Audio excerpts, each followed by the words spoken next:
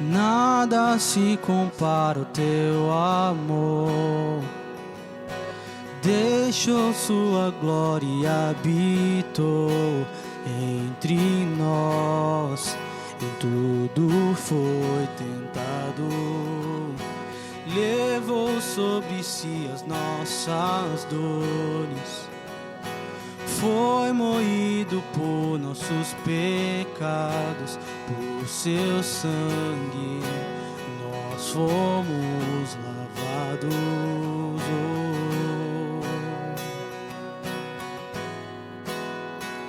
E o castigo que nos traz a paz estava sobre ti. Por suas pisaduras nós fomos sarados totalmente. Não há amor igual, Jesus, tu és real.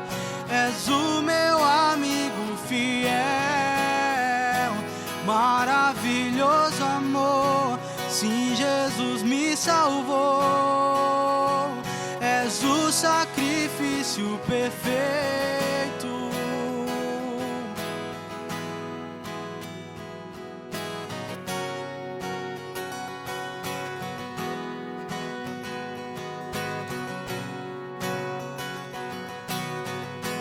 Tudo que tenho terás, tudo que sou tu terás. A recompensa do teu sacrifício, a recompensa do teu sacrifício. Tudo que tenho terás, tudo que sou tu terás. A recompensa do teu sacrifício, a recompensa do teu sacrifício. Tudo que tenho terás, tudo que sou tu terás. A recompensa do teu sacrifício, a recompensa do teu sacrifício. Não há amor igual, Jesus, tu és real. És o meu amigo fiel, maravilhoso amor. Sim, Jesus me salvou. És o sacrifício perfeito. Não há amor igual, Jesus, tu és real. És o meu amigo fiel, maravilhoso amor. Sim, Jesus me salvou. És o sacrifício perfeito. És o sacrifício perfeito. És o sacrifício perfeito.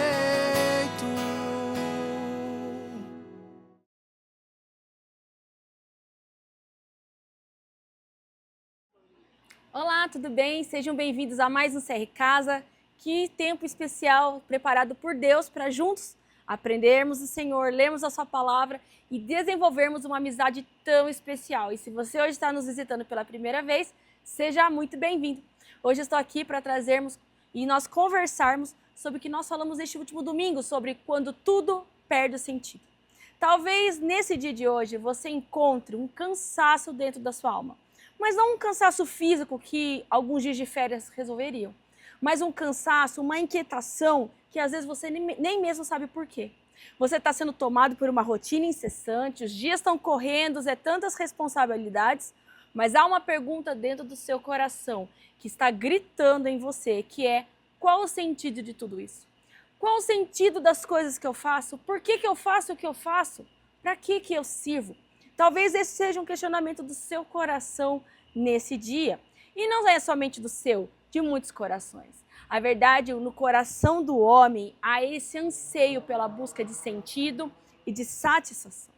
E nessa busca por encontrarmos respostas, nós estamos sendo dominados pelas notícias, pelos acontecimentos, ou talvez buscando trabalhar excessivamente para encontrar respostas e satisfação e sucesso, buscando através do prazer amoroso, sexual, financeiro, respostas. A verdade é que fazemos tudo isso e enchemos a nossa agenda para que essa pergunta que grita em nosso coração seja abafada. Porque quando nós estamos em silêncio, o silêncio revela o vazio que há em nós. Revela o que está faltando dentro de nós.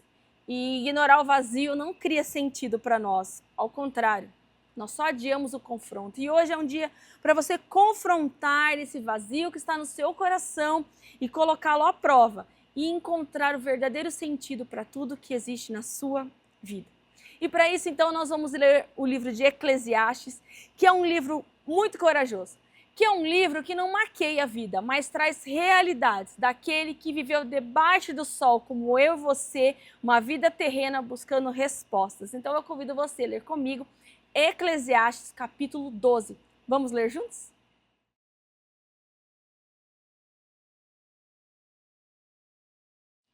Esse livro ele é muito especial. Ele é atribuído à escritura dele por Salomão, porque no versículo 1 do capítulo 1 diz que era escrito pelo filho de Davi, rei de Jerusalém. Alguém muito conhecido por nós, um rei tão poderoso, tão famoso, que tinha muitas posses, muitas riquezas, tinha muito sucesso, muitas mulheres. E nesse livro ele traz então propósito para pensarmos sobre o sentido da vida. E se tudo isso, todas essas conquistas valem a pena. Ele traz suas próprias experiências mostrando que a busca pelo prazer, riqueza e sucesso é como correr atrás do vento, uma satisfação que dura muito pouco. E ele traz então esse conceito de um homem que busca sentido debaixo do sol. Ou seja, é um livro que também reflete eu e você, que estamos caminhando por essa terra buscando satisfação e respostas. E aí Salomão encerra esse livro, como nós lemos no capítulo 12, dizendo que tudo é vaidade, tudo é sem sentido. Ali não há mais experimentos. Salomão já estava no auge da sua velhice, ele não estava mais experimentando, mas lá ele está trazendo conclusões. E ele é como ele escrevesse para mim e para você: olha, depois de eu buscar sentido em tantas as coisas, deixa eu te contar o que realmente importa. E é sobre isso que nós vamos conversar. 3 lições que Salomão nos traz nesse livro de Eclesiastes. E a primeira coisa é que a vida é breve demais para ser vivida longe de Deus. Então lá no versículo 1 ele diz: lembre-se do seu Criador nos dias da sua juventude. Se você lê como nós lemos, ele traz vários relatos dos moedores caindo, que são os dentes, o corpo encurvando, pranteadores se preparando para lamentar a sua morte. Ele está falando de alguém que está envelhecendo e perdeu a força, mas ele traz um chamado urgente para nós que temos vigor e que estamos cheios de energia ainda. Lembre-se do seu Criador. Ou seja, antes que sua vida termine, antes que o cansaço chegue, descubra o que realmente importa. O problema é que eu e você achamos que temos tempo, não é? Achamos que temos controle do tempo. Ainda sou muito jovem, deixa eu estudar, deixa eu terminar minha faculdade, deixa eu casar primeiro, ter meus filhos primeiro. Aí sim eu buscarei o Senhor. Outras vezes achamos, olha, ainda tem tempo para eu mudar, me arrepender, me converter, porque conversão é mudar rota, então ainda há tempo para eu converter os meus pensamentos, mudar as minhas atitudes, ainda dá tempo de voltar para Deus. Mas Eclesiastes vem e quebra essa fantasia, trazendo que a nossa vida é um sopro. Se você ler o livro de Eclesiastes, o escritor vai usar por várias vezes a palavra sopro, vapor, neblina, vaidade, inútil, sem sentido. E tudo isso é resumido numa palavra em hebraico que chama evel. E o sentido dessa palavra é trazer um conceito de passageiro, intangível e incontrolável. Quando Salomão escreve, então, que tudo é sem sentido ou tudo é vaidade, ele traz o sentido daquilo que toda a busca por satisfação, essas conquistas nossas, são frágeis, imprevisíveis, impossíveis de segurar. Você já tentou segurar um vapor quando está fervendo água? Você consegue enxergar, mas ao pegar nas suas mãos, ela se esvai. E a nossa vida é assim. Eu e você achamos que temos poder de controlar, achando que a nossa vida ela é previsível, mas ela não é. Ela se vai pelos nossos dedos, as coisas não saem como planejamos, porque tudo é passageiro.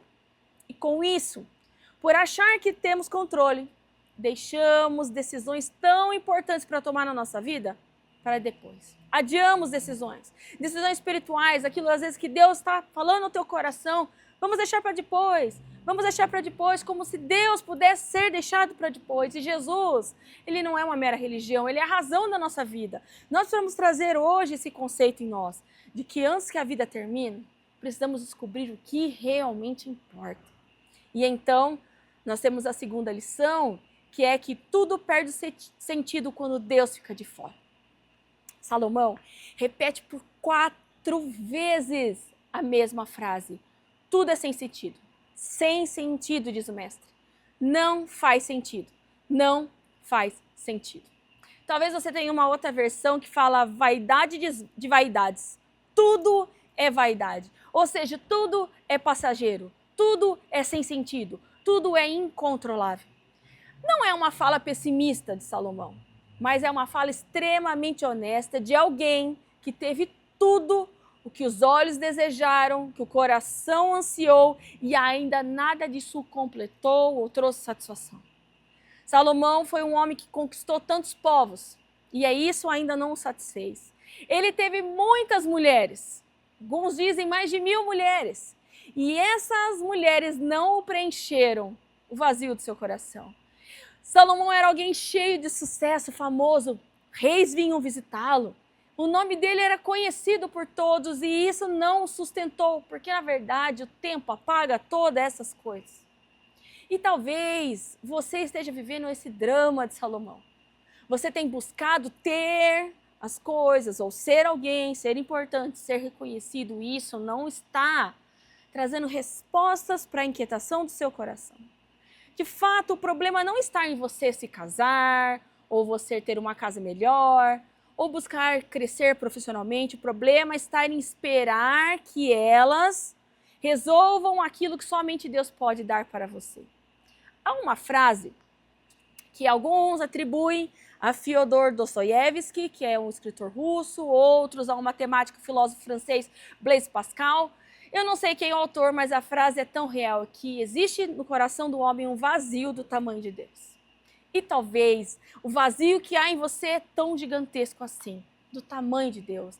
Então tentamos ter um carro melhor e assim conquistamos, aquilo não resolve o nosso problema. Tentamos ter casa, aumento salarial, casar, filhos, viagens, sonhos, mas nada disso completa o vazio da nossa alma, porque o que nossa alma está precisando é do próprio Criador, do próprio Deus. Não é algo material, mas a reconciliação com Deus.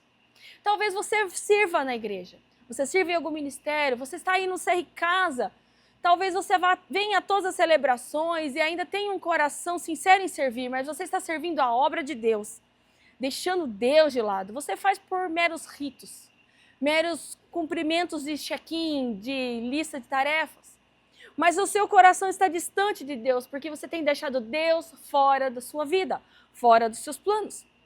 A real é que eu e você fomos feitos para Deus. A palavra do Senhor nos diz que fomos feitos à imagem e semelhança do Senhor.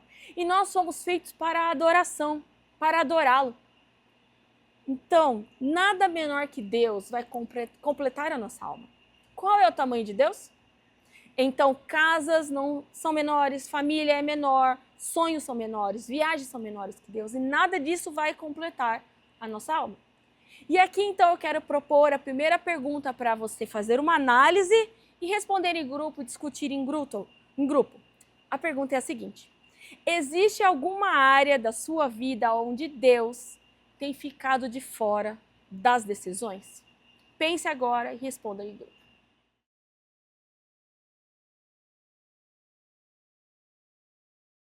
Eu tenho certeza que foi algo que você teve que vasculhar dentro da sua alma e enxergar que às vezes, e muitas vezes, deixamos Deus bem afastado de nós, não é mesmo? E então nós vamos para a terceira lição de Salomão, que é aqui a mais poderosa, que é: o verdadeiro sentido é temer a Deus e viver para Ele. Lá no versículo 13 nos ensina: tema a Deus e obedeça aos seus mandamentos, porque isso é essencial para o homem. É uma conclusão final verdadeira e profunda, depois de tantas análises, tanto viver nessa terra. O autor resume que nós só temos somente um sentido de viver, que é temer ao Senhor.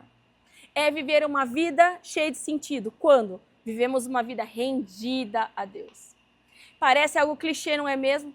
Mas o problema é que eu e você temos feito de Jesus uma religião. E Jesus, quando veio, ele não quis instituir o cristianismo. Ele quis trazer para nós um estilo de vida. Viver uma vida rendida ao Senhor é viver uma vida que em todas as áreas, em tudo que fazemos, o Senhor é adorado. Então não é só vir aos domingos. Não é somente cantar na igreja ou participar de ser casa. É em todas as esferas da nossa vida e em tudo que fizermos o Senhor ser glorificado. E nesse versículo, então, aprendemos 3 pontos importantes para pormos em prática isso. Primeiro, temos que temer a Deus, porque isso é o que de fato importa. Temer a Deus não é ter medo, não é ter pavor, mas é fazer Deus ser o centro da nossa vida e colocar a nossa vida embaixo da sua autoridade. É honrá-lo, reverenciá-lo, adorá-lo, reconhecer quem Ele é, quem nós somos, porque nós somos pecadores e precisamos do Senhor. É a criação se rendendo ao Criador. Você parou para pensar que quantas vezes deixamos de honrar a Deus na nossa vida, todos os dias? A forma que respondemos, a forma que agimos, temos temido ao Senhor? E então vamos para o segundo ponto, que é obedecer, é a evidência do temor a Deus. E obedecer aqui não é moralismo, mas é resposta em amor. Muitas vezes eu e você obedecemos ao Senhor com medo de ir para o inferno. Eu não vou mentir porque senão eu vou para o inferno, eu não vou pecar porque senão eu vou para o inferno. E não! O Senhor nos ensina que nós não pecamos porque amamos ao Deus que nos salvou primeiro. Obediência é uma resposta da salvação que já adentrou no nosso coração. Não é que obedecer vai nos salvar. Nós já somos salvos e por isso obedecemos, porque amamos ao Cristo que nos salvou. E o terceiro é que isso é para todos, é um dever de todo homem e mulher, temer ao Senhor e obedecer. Fato é que eu e você teremos muita dificuldade de cumprir isso, porque somos falhos e pecadores. Mas a palavra do Senhor nos ensina que através do Evangelho de Jesus nós conseguimos. Porque temos um exemplo a ser seguido. Jesus foi alguém que veio à Terra e ele rendeu sua vida completamente ao Pai. E ainda por cima levou na cruz todo o nosso pecado, todas as nossas falhas, toda a nossa rebeldia, para que nele, na sua ressurreição, encontrássemos uma vida cheia de sentido. Então, o oposto de viver vaidades é viver uma vida de redenção. E é isso que o Senhor nos convida nesse dia, a rendermos a nossa vida ao Senhor. Porque sem Deus, nada faz sentido, mas quando estamos com Jesus, tudo encontra propósito. E eu quero então propor a última pergunta para vocês conversarem e então passar a palavra para os nossos líderes, para vocês orarem e terem um tempo de comunhão. A pergunta é a seguinte: o que significa na prática temer a Deus no dia a dia? Que Deus abençoe vocês. Até o nosso próximo domingo. Aguardamos todos vocês. Até lá!